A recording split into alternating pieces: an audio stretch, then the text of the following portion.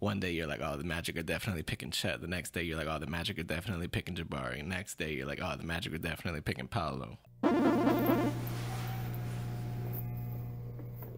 Ladies and gentlemen, welcome back to another video. You're watching High Tide Jet. Ride the tide and subscribe. Listen, 2022 NBA draft only 6 days away. We still don't know who's going number one. Obviously, we're not there yet. But usually, you know, there's a consensus number one, like Zion, like Cade, like LeBron. We don't have that this year. It comes down to Chet, Jabari, and Paolo. As of right now, Vegas betting odds have Jabari Smith Jr.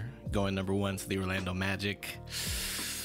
But it seems like every day, I don't know if it's just the way the media manipulates things. You sell yourself on one guy. One day you're like, oh, the Magic are definitely picking Chet. The next day you're like, oh, the Magic are definitely picking Jabari. Next day you're like, oh, the Magic are definitely picking Paolo. Just to update you on what's been going on, Jabari Smith Jr. worked out with the Magic.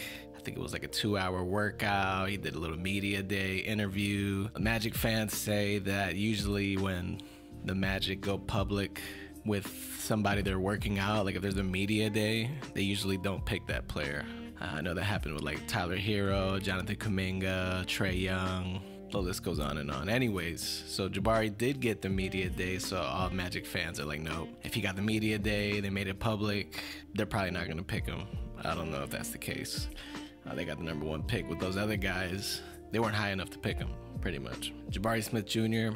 did a 2-hour workout. He also worked out with OKC. He did not work out with Houston. He only worked out with Orlando. OKC, I think he's a great fit with Orlando. He could shoot. They talk about his ball handling, can't really dribble, create like his own shot, like get to the basket type thing, which I'm not really worried about. A guy who's 6'10", I think he's like 18 years old, 19 years old maybe, like he could shoot lights out and he plays terrific defense. I think Jabari would be a good fit in Orlando. And then Chet finally made it to Orlando. Supposedly he was there in Orlando for 2 days, worked out, did interviews, had dinner, blah, blah, blah.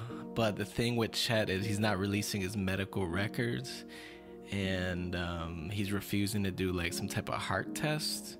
So now all the stories coming out saying that he's doing that on purpose because he wants to go to OKC. He doesn't want Orlando to pick him at number one. I don't know what to believe anymore. I think Tim McMahon, I believe, just reported that Paolo will be working out with Orlando. It kind of was seeming like he was not gonna get the chance to work out with Orlando because we're getting so close to the draft and he still hasn't done it. So now everybody's speculating, oh, Paolo, they're saving the best for last. All this Chet Jabari noise, this smoke screen.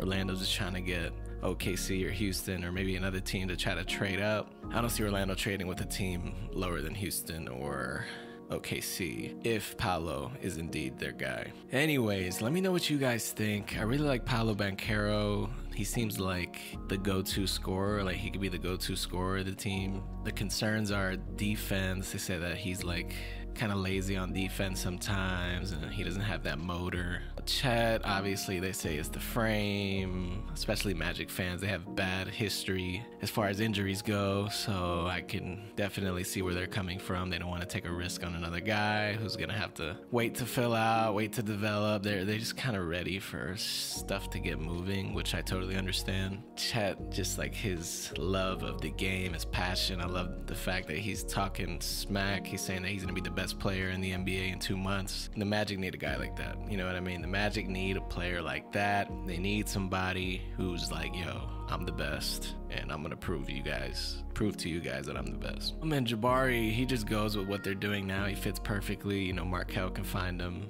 with the open shots, pick and roll, him next to Wendell. Jonathan Isaac's coming back. He might be Jonathan Isaac's replacement, but we'll see. Anyways, guys, let me know what you guys think. Who's gonna go number one? I've seen a lot of podcasts, a lot of debates. I personally think it's gonna be Chet Holmgren. I could be wrong. Let me know why I am gonna be wrong. Let me know why I am gonna be right. Like, comment, subscribe. I'm gonna holla at y'all later. Peace.